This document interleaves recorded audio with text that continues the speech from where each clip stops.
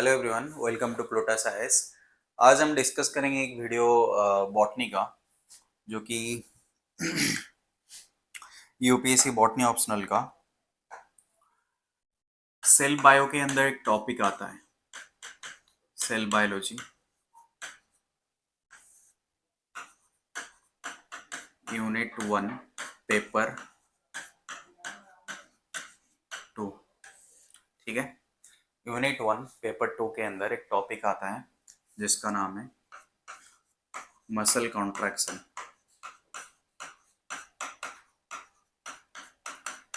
Syllabus में exactly लिखा हुआ है साइटोस्केलेटन, उसके अंदर ही आता है, पढ़ना पड़ता है। तो छोटा सा टॉपिक रहेगा मसल कॉन्ट्रैक्शन। मसल कॉन्ट्रैक्शन में दो टाइप ऑफ कॉन्ट्रैक्शन होता है। एक होता है स्केलेटल मसल का कॉन्ट्रैक्शन, एक होता है स्मूथ मसल का कॉन्ट्रैक्शन। ठीक है, स्केलेटल मसल के कॉन्ट्रैक्शन में एक्टिन एंड मायोसिन 2 रहते हैं। मायोसिन दो टाइप का होता है, मेनली बहुत टाइप हैं बट मेनली दो टाइप्स होते हैं, मायोसिन 1 एंड मायोसिन 2। इसके अलावा मायोसिन 5 भी है, मायोसिन 6 भी है, उसके अलग फंक्शन रहता है। तो मायोसिन 2 जो रहता है ये एक्टिन के साथ मिलके मसल कॉन्ट्रैक्शन कराता है। ठीक है, मसल को स्लाइड कराता है। तो आज हम एग्जैक्टली स्लाइडिंग फिलामेंट थ्योरी देखेंगे।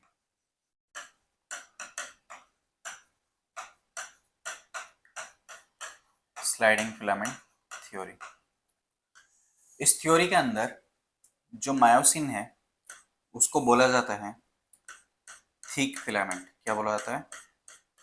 मायोसिन 2 जो है वो है थिक फिलामेंट। इससे पहले मैं मायोसिन 2 का एक स्ट्रक्चर आपको दिखा देता हूँ। मायोसिन 2 का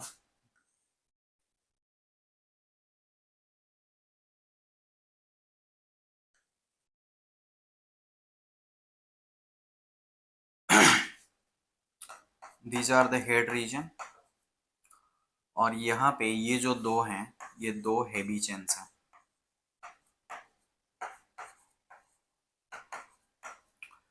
और यहाँ पे 4 लाइट चेन्स हैं, 4 लाइट चेन्स।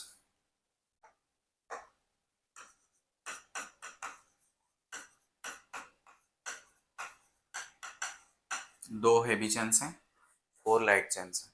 ठीक है, ये मायोसिन 2 का स्ट्रक्चर है। अगर मायोसिन 1 की बात करूं तो मायोसिन 1 में एक ही हेड रहता है। ठीक है, एक ही हेड रहता है, दो हेड नहीं रहता है। तो ये है मायोसिन 2 एंड मायोसिन 1 का डिफरेंस। और डिफरेंट टाइप्स ऑफ मायोसिन भी हैं, मायोसिन 6, मायोसिन 5 एंड 6।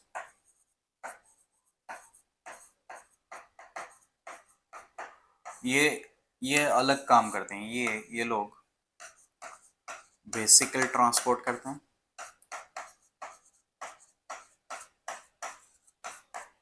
एंड ये लोग ऑर्गेनेल ट्रांसपोर्ट भी करते हैं, ऑर्गेनेल ट्रांसपोर्ट भी करते हैं। ठीक है, तो अभी आते हैं टॉप पे। यहाँ पे देखो, ये है थिक फिलामेंट जो कि है मायोसिन 2। ठीक है, यहाँ पे मैं एक ही हेड दिखा रहा हूँ, एक हेड उसके पीछे है। ठीक है, तो यहाँ पे हम ड्रॉ करेंगे एक्टिन फिलामेंट को। Actin is known as thin filament. ठीक है, actin is known as thin filament. ठीक है, और मायोसिन हेड के ऊपर पहले एडीपी बाउंड होता है। ठीक है, एडीपी बाइंड होता है। ये है स्टेप 1। ठीक है, उसके बाद क्या होगा? उसके बाद जो सेल होता है मसल का, मसल के सेल में एक चीज होता है एंडोप्लाज्मिक रेटिकुलम, उसको बोला जाता है सार्कोप्लाज्मिक रेटिकुलम। सार्कोप्लाज्मिक रेटिकुलम, और सार्कोप्लाज्मिक रेटिकुलम रिलीज करता है कैल्शियम 2+। ठीक है, क्या रिलीज करता है? कैल्शियम 2+। ये कैल्शियम 2+ जाके एक प्रोटीन से बाइंड होता है जिसका नाम है ट्रोपोनिन सी। ट्रोपोनिन सी, ये ट्रोपोनिन सी के साथ जब बाइंड होता है तो ट्रोपोमायोसिन ट्रोपोमायोसिन जो मायोसिन के बाइंडिंग साइट को एक्टिन के ऊपर ब्लॉक करता है वो रिमूव हो जाता है। ठीक है, ट्रोपोमायोसिन रिमूव्स। ठीक है, मायोसिन 2 है, उसके बाइंडिंग साइट जो होते हैं एक्टिन पे उसको ट्रोपोमायोसिन ब्लॉक करता है। जब कैल्शियम आता है ट्रोपोनिन सी के साथ बाइंड करता है, ये ट्रोपोमायोसिन को रिमूव कर देता है। ट्रोपोमायोसिन को जब रिमूव कर देता है तब जाके मायोसिन 2 जाके एक्टिन पे बाइंड हो पाता है, नहीं तो बाइंड नहीं हो पाएगा। ठीक है, उसके बाद ट्रोपोमायोसिन रिमूव हो गया और एडीपी एंड मायोसिन जाके एक्टिन के ऊपर बाइंड होंगे। ठीक है, एडीपी एंड मायोसिन एक्टिन के ऊपर बाइंड होंगे।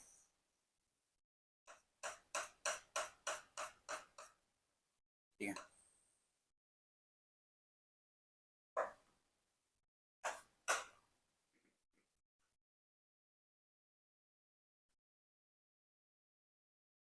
ये है actin,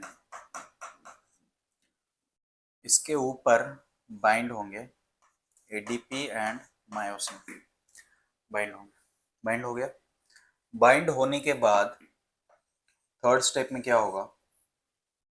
I am showing you on my different page. Third step में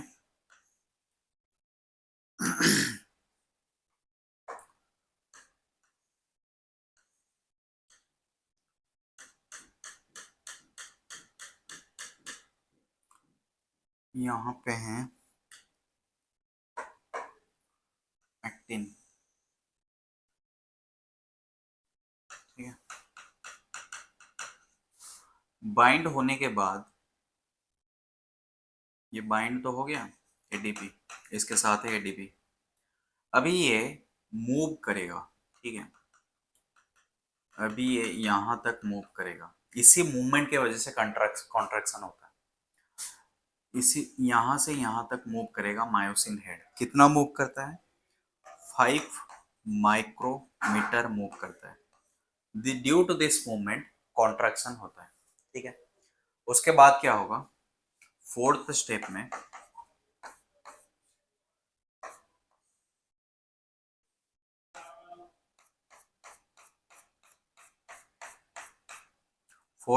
में एंट्री होगा एटीपी का।